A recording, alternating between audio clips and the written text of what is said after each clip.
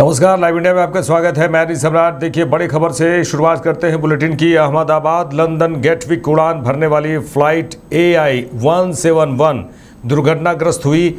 गुजरात के अहमदाबाद में air India विमान दुर्घटना स्थल से घना धुआं निकलता हुआ नजर आ रहा है। एयर इंडिया का B787 विमान VTANB उड़ान संख्या AI 171 जो विमान है वो अहमदाबाद से उड़ान भरने के तुरंत बाद ही दुर्घटनाग्रस्त हो गई।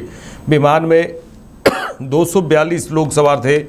इसमें बता दें कि 53 लोग ब्रिटेन के और 7 पुर्तगाल के, बाकी सभी भारतीय थे, जिनमें 2 पायलट और 10 केबिन क्रू शामिल थे। विमान की कमान कैप्टन सुमित संबरवाल के पास थी और उसके पास फर्स्ट ऑफिसर क्लाइव। नागरिक उड्डयन मंत्री राम मनोहर नायडू किंजरापू ने ट्वीट किया है कि अहमदाबाद में विमान दुर्घटना के बारे में जानकर स्तब्ध और व्यथित हूँ। उच्चतम अलर्ट पर हैं, हम उच्चतम अलर्ट पर हैं। और उन्होंने कहा कि मैं व्यक्तिगत रूप से स्थिति की निगरानी कर रहा हूं और सभी विमानन और आपातकालीन प्रतिक्रिया एजेंसियों को त्वरित और समन्वित कार्रवाई करने के निर्देश दिए हैं। बचाव दल की भी तैनाती देखी जा रही है। देख सकते हैं आप तस्वीरों में, बचाव दल को तैनात कर दिया गया है और ये सुनिश्चित करने के लिए सभी प्रयास किए जा रहे हैं कि चिकित्सा सहायता और राहत सहायता घटनास्थल पर पहुँचाई जाए। अहमदाबाद में एयर इंडिया विमान दुर्घटना स्थल पर बचाव अभियान लगातार जारी है। अग्निशमन सेवाएं और अन्य एजेंसियां दुर्घटनाग्रस्त घटनास्थल पर मौजूद हैं। प्रधानमंत्री नरेंद्र मोदी ने गृह मंत्री अमित शाह और नागरिक उड्डयन मंत्री राम मनोहर नायडू से तुरंत बातचीत की। उन्होंने उनसे अहमदाबाद जाकर यह सुनिश्चित करने को कहा कि विमान दुर्घटना के बाद प्रभावित लोगों का हर संभव सहायता की जाए। राष्ट्रीय आपदा प्रतिक्रिया बल NDRF की 90 कर्मियों वाली 3 टीमें गांधीनगर से विमान दुर्घटना स्थल पर भेजी गई हैं। इस दुर्घटना के बाद प्रधानमंत्री, गृहमंत्री अमित शाह, JP नड्डा समेत तमाम बड़े नेताओं ने दुख जताया है।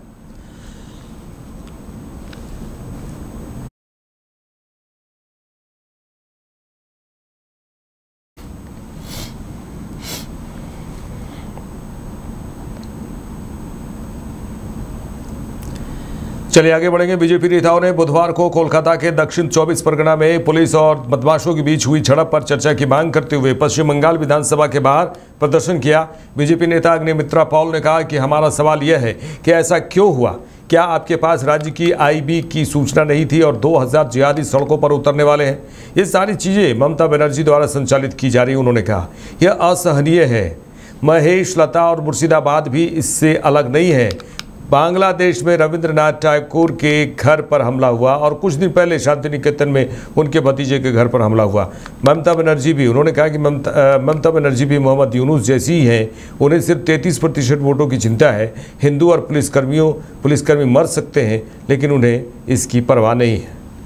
तदंत करना है, उन लोग को तदंत करना चाहिए, लेकिन हम लोग का प्रश्न है कि ये हुआ क्यों? पुलिस फोर्स क्यों नहीं था? नीचू तला का पुलिस को खड़ा करके आप उन लोग को मार खिला रहे हैं क्यों? फोर्स क्यों नहीं भेजा गया? जब आपको पास स्टेट IB का इंफॉर्मेशन नहीं था कि 2000 जिहादी रास्ते में उतरने जा रहे? ये सब ममता बनर्जी करवा रहे हैं। ममता बनर्जी करवा रहे हैं।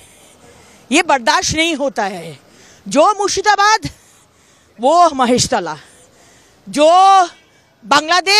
बांग्लादेश में कल रविंद्रनाथ ठाकुर के घर को खत्म कर दिया गया। कुछ दिन पहले शांति निकेतन में रविंद्रनाथ ठाकुर के भतीजा अवनींद्रनाथ ठाकुर, जो हम लोग को भारत माता दिए हैं, उसका घर को पूरा धूलिसात कर दिया गया।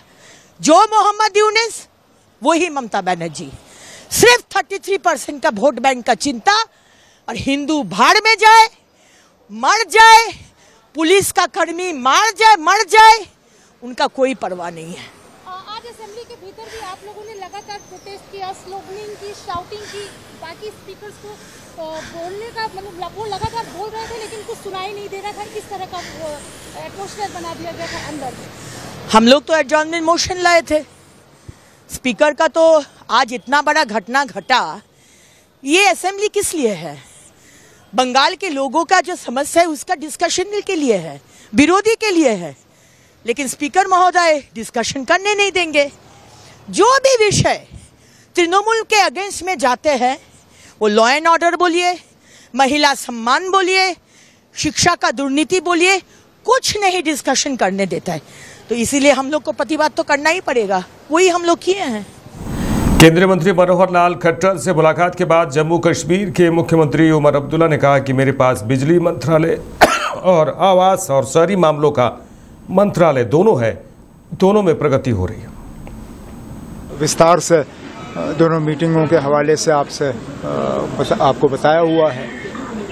रिव्यू मीटिंग खासकर सेंट्रली स्पॉन्सर्ड जो प्रोजेक्ट्स और स्कीम्स हैं मिनिस्ट्री ऑफ पावर और ministry of housing and urban affairs के,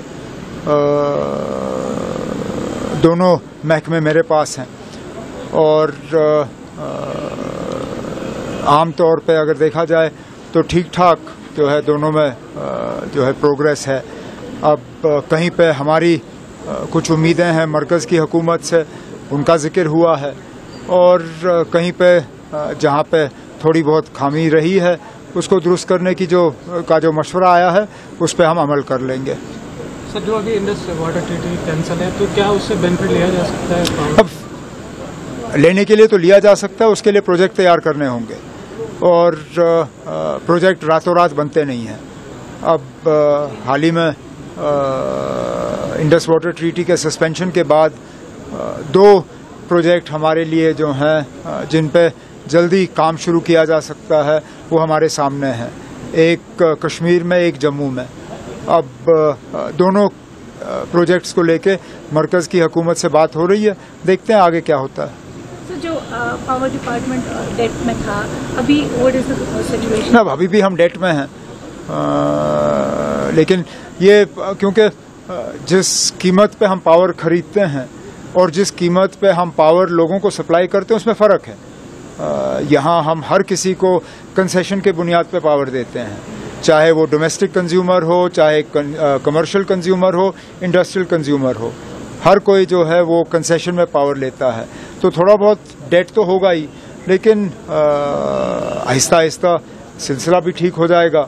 और जैसे पावर मिनिस्टर साहब ने कहा, मीटरिंग की तरफ ध्यान दे के हमारी कोशिश है सिर्फ इतनी है कि जितना हम बिजली इस्तेमाल करें उस इस्तेमाल का हम पैसा दें बस।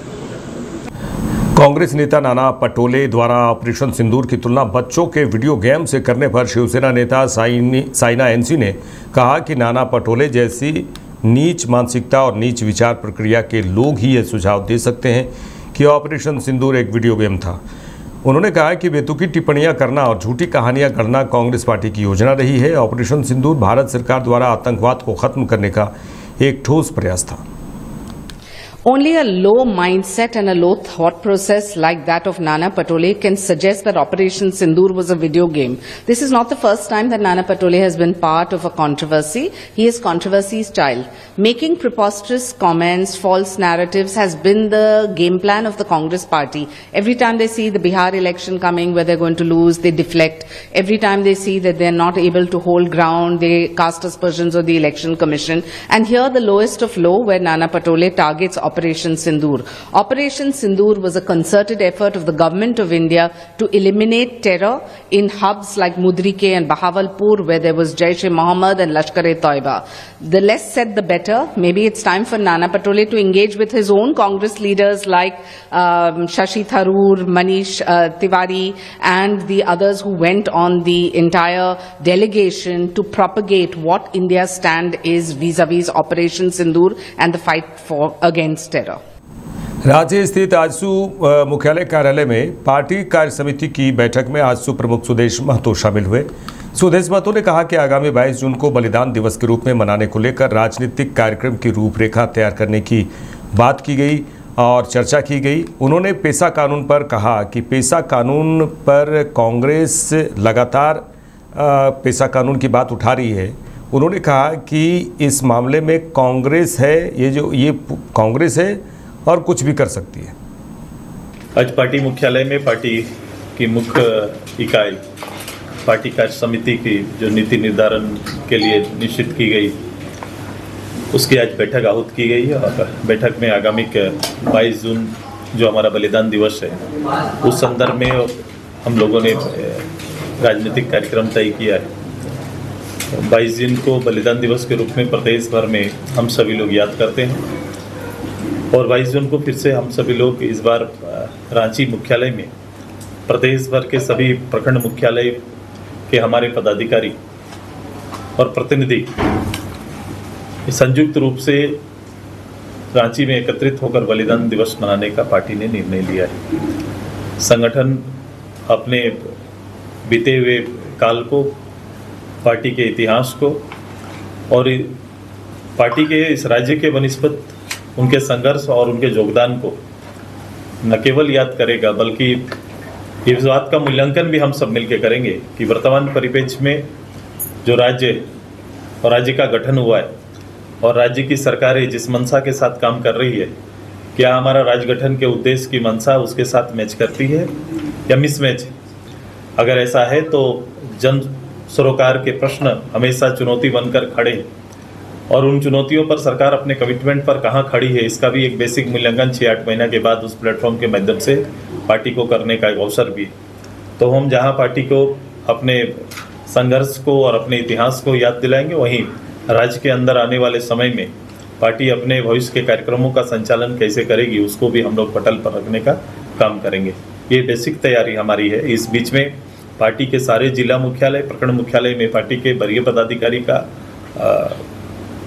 पहुंचेंगे, वहां पर जाएंगे, वहां बैठेंगे और इस 9-10 दिन के पूरे समय में आजसू के पूरे संघर्ष के इतिहास को रखने का काम करेंगे और हर जगह पर जहां पर चाहे प्रखंड या जिला में, उस जिले में संगठन के लिए या फिर इस राज्य के लिए संघर्षशील या जो लोगों ने उस समय योगदान दिया है उनका सम्मान करने का भी निश्चय पार्टी ने किया है।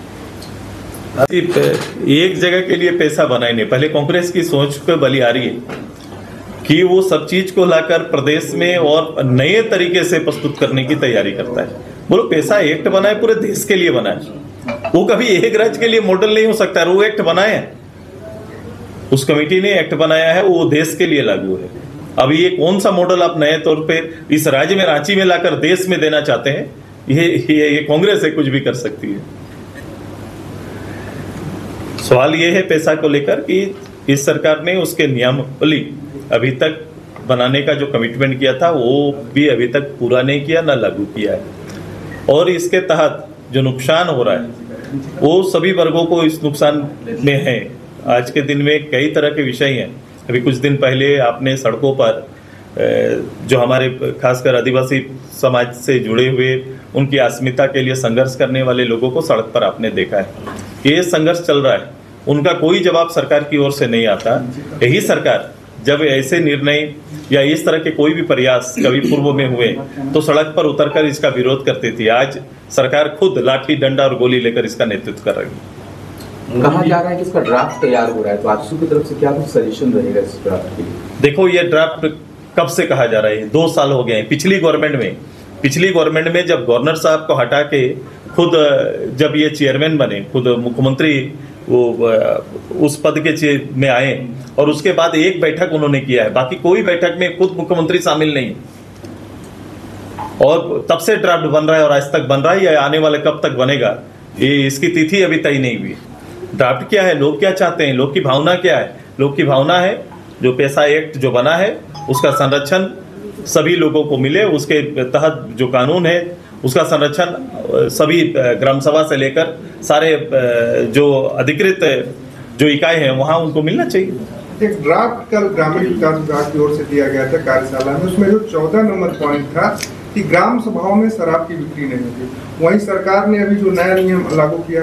मोतिहारी में एक तरफ पुलिस अधीक्षक के द्वारा जिले के सभी पुलिसकर्मियों के द्वारा आम नागरिकों से शालीनता से व्यवहार और सही शब्दों के चयन के इस्तेमाल से संबंधित शपथ लिया जाता है ताकि थाने में आए फरियादियों से पुलिसकर्मी अच्छा व्यवहार कर सके। लेकिन मोतिहारी में नगर थाना पुलिस की एक वायरल वीडियो पुलिस के तमाम दावों की पोल खोल रहा है।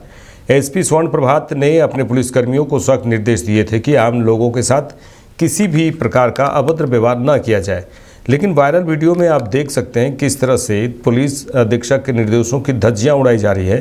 दरअसल नगर थाना क्षेत्र के कुमारी देवी चौक पर हुई एक घटना का वीडियो सोशल मीडिया पर जमकर वायरल हो रहा है।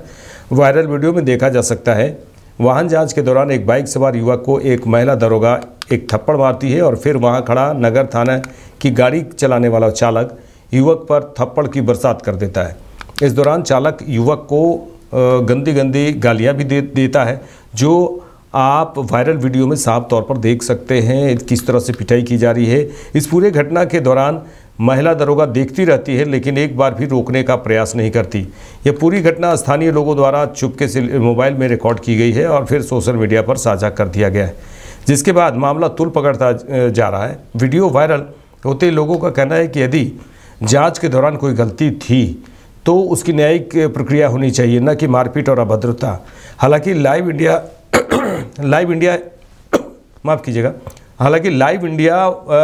इस वायरल वीडियो की पुष्टि नहीं करता है, लेकिन पुलिस सूत्रों के अनुसार बताया जा रहा है कि पुलिस वाहन का चालक कोई अधिकृत कर्मी नहीं बल्कि एक निजी ड्राइवर है जिसे वाहन चलाने के लिए रखा गया था। ऐसे में उसके द्वारा महिला दरोगा के साथ मारपीट, किसी आम नागरिक पर हाथ उठाना गंभीर अनुशासनहीनता और गैर कानूनी कृत्य माना जा रहा है। हालांकि पूरे मामले पर पुलिस अधीक्षक ने कहा कि पेट्रोलिंग पार्टी कोवरी देवी चौक के पास वाहन जांच किया जा रहा था।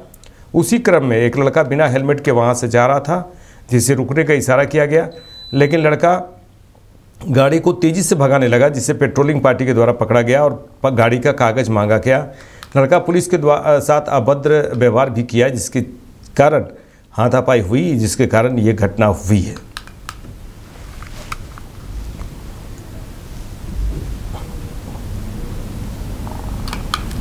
चलिए आगे बढ़ेंगे। स्वीडन में केंद्रीय वाणिज्य मंत्री पीयूष गोयल ने कहा कि भारत में अवसर, कौशल, क्षमता, मांग और निर्णायक नेतृत्व ये सब देखकर स्वीडिश कंपनियां भी मानती हैं कि भारत भविष्य में भारत है। 2047 तक 8 गुना बढ़ने वाली अर्थव्यवस्था से हर कोई लाभ उठाना चाहता है। उन्होंने कहा कि हमें यूरोप के बाज़ारों में अपनी चीज़ों को बेचने के लिए शक्ति का प्रदर्शन करने को मिलेगा। भारत में जो संभावनाएं हैं, भारत के युवा युवतियों में जो कौशल है, भारत के 140 करोड़ लोगों का जो डिमांड है, भारत में जिस प्रकार से एक निर्णायक नेतृत्व, ईज ऑफ डूइंग बिजनेस हो, कंप्लायंस बर्डन कम करना हो, डीरेगुलेशन की बात हो, उसमें तेजी से प्रधानमंत्री मोदी जी के नेतृत्व में काम चल रहा है। इन सबको देखते हुए स्वीडिश कंपनीज के भी ध्यान में आता है कि भविष्य तो भारत में बसता है और उस भविष्य को देखते हुए एक अर्थव्यवस्था जो आज से आने वाले 22 दिनों के अमृत काल में 2047 तक 8 गुना बड़ी हो जाएगी। तो इतनी बड़ी संभावनाएं का लाभ तो हर एक जरा लेना चाहेगा। हमें भी उसमें फायदा है कि हमें नई टेक्नोलॉजीज मिलेंगी, हमें यूरोप की मार्केट्स में अपने चीज़ों को बेचने के लिए अपने शक्तियों का प्रदर्शन करने को मिलेगा। तो मेरा मानना है व्यापार हो, निवेश हो और फ्री ट्रेड एग्रीमेंट एक प्रकार से यही सुनिश्चित करता है कि व्यापार निवेश बढ़े, आपसी संबंध अच्छे हों।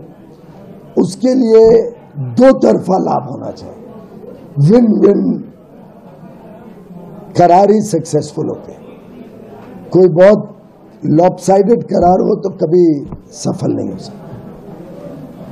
सर, किसी तरह का बिजनेस एक्सपेंशन देखना, जो 200 से ज़्यादा कंपनीज हैं स्वीडन में। स्वाभाविक है कि मैं यहाँ आया हूँ, इतनी सारी कंपनियों से बातचीत हो रही है, कई कंपनियों के सीईओज के साथ भी चर्चा हुई है, सबके प्लान्स कई लोगों ने शेयर किए हैं। कई नई कंपनियां मिली जिन्होंने कहा कि हम आगे आने वाले दिनों में भारत में व्यापार और निवेश बढ़ाना चाहते हैं। तो स्वाभाविक है कि यूरोप की कंपनियां जितना उत्साह फ्री ट्रेड एग्रीमेंट के लिए बता रही हैं, उनको भारत के साथ और भारत में निवेश करने में बहुत। मेरे साथ इस बुलेटिन में इतना ही। देश दुनिया की तमाम खबरों के लिए देखते रहिए लाइव इंडिया। नमस्कार।